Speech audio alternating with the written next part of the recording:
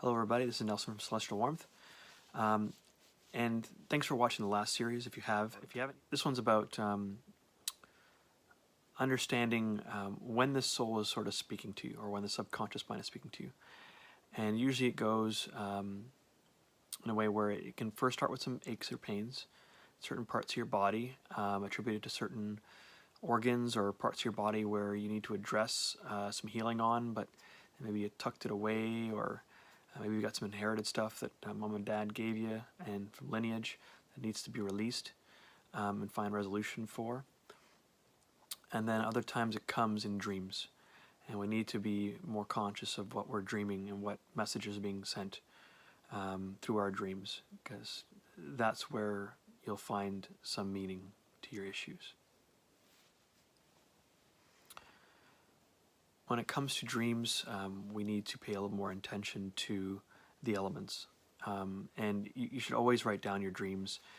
Even if you wake up at 2 o'clock in the morning and you remember it, but you're tired, and no, get your journal out, get a light on, write it down. Because when you're in the dream state, you're actually more receptive to what your subconscious mind wants to bring up in terms of area of importance. So don't neglect it. Now, when it comes to your dreams, there's usually about 4 elements. There may be a 5th, but most common is 4 elements. So when you're looking at key elements these days that are coming up a lot are water and air. And water and air usually mean both emotional and mental. Mental patterns are usually very quick, so air makes sense for its symbolic nature, and water is usually prevalent in emotions because it's tangible, it's fluid, and it can be attributed to many different things, such as either emotional upheaval, which would come up as tsunamis, flooding, things like that, or you could run into situations where you have both rain and tumultuous weather above and below, which can cause a sense of anxiety because you don't know how to resolve the situation. When it comes to the element of fire, it's normally an element of, I would say, creation. So there's like an inspiring or a trigger to create, and that if you're not paying attention to it, that means it could be an issue regarding frustration or anger in regards to certain things. Maybe they're not, again, left resolved, or you want to take action on something, and you should, but you shouldn't ignore it. The other one would be earth. Now, if you have a clear vision of everything and everything looks beautiful, then generally your outlook is clear and you shouldn't have to worry about the path. Now, if you're in a jungle and it's murky or dark, then you may be unclear about certain things, and it'd be wise to delve into that with more depth and finding out why that is the case. Oftentimes dreams are about you. But 90 to 95% they're about you.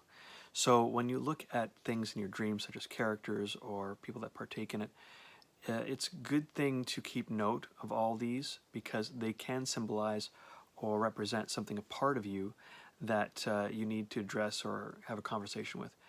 And it's important to do a repeat pattern that allows you to be witness to whether or not you're dreaming. And so you can, if you witness that you are dreaming, then you can then take control of the dream. And that's a really big step, because it allows you to interface with the deep parts of you that oftentimes we don't go and spend time learning more about. So learning how to lucid dream is a very big part of self-mastery and personal development. It's important in dreaming that you befriend what approaches you. Even if it's dark, remember that when you're witness to the dream and you know you are dreaming, this is your realm, which means you have control. Now, at the same time, you also honor what's going on because it's trying to send you a message. However, you can, in fact, take control of the dream, and when you realize what needs to be done, then you can manifest it in that realm, which means you can find resolution to a great many things. And that's very empowering and allows you to sort of exponentially shift yourself to a higher level of understanding and of acceptance of the situations at hand, so you can take the right action at the right time, and that gives you that sense of courage and confidence, which is really important these days. Now, it's also a good thing to check out Charlie Morley's YouTube videos in regards to lucid dreaming. There's some really cool things regarding sleep paralysis that you'll find very useful.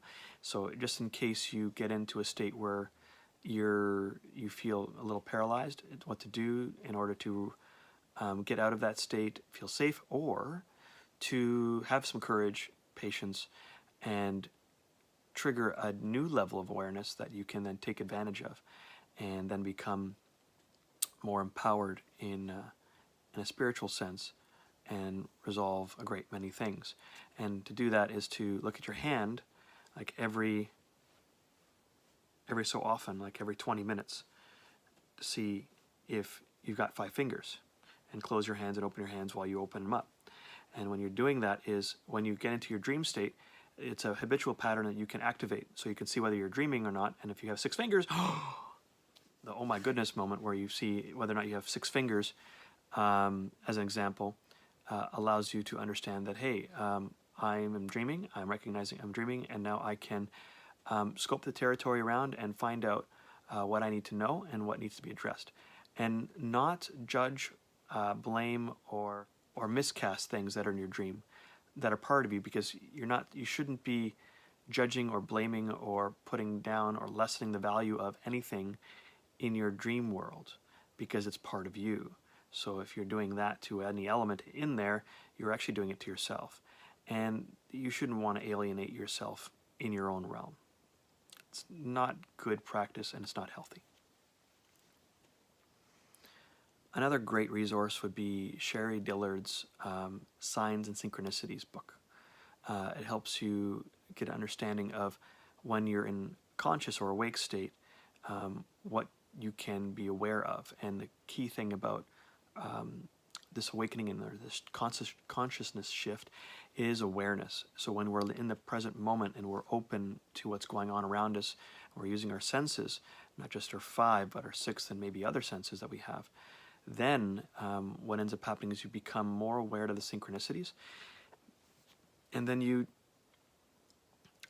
embrace the flow more, because then you can be led as opposed to being pulled at times in life, and that's going to give you a little bit more comfort in the process, so that you can find what serves you and what will make your life more pleasant. Again, in Sherry Dillard's book, Signs and Synchronicities, you're going to find symbolism that's in your dream that you can find more meaning to, and that will better help you translate what your dream or what you're observing in waking state is supposed to represent. And being able to translate what the spiritual realm is giving you, whether you're in awake state or dormant state, is very useful information. And we shouldn't neglect things that for a long time were thought to be held as, oh, that's just a coincidence. More and more as I live my life, I find that very little of it now is coincidence. Majority of it is, hey, you should be looking at this. There's something to this. You should investigate more about what it means. If you have any questions about your dreams, you can always contact me, direct message me, email, Facebook, Instagram. I'm ready to take, I would say a small amount of information from your dreams. I don't judge, so if it's personal, it doesn't matter to me. I don't really form any judgment on people if they have some pretty weird dreams. Their dreams are meant to be weird, but the symbolism is important to register. So contact me and find out more about what your dreams mean, and I'll be glad to help you. Thank you for watching this video.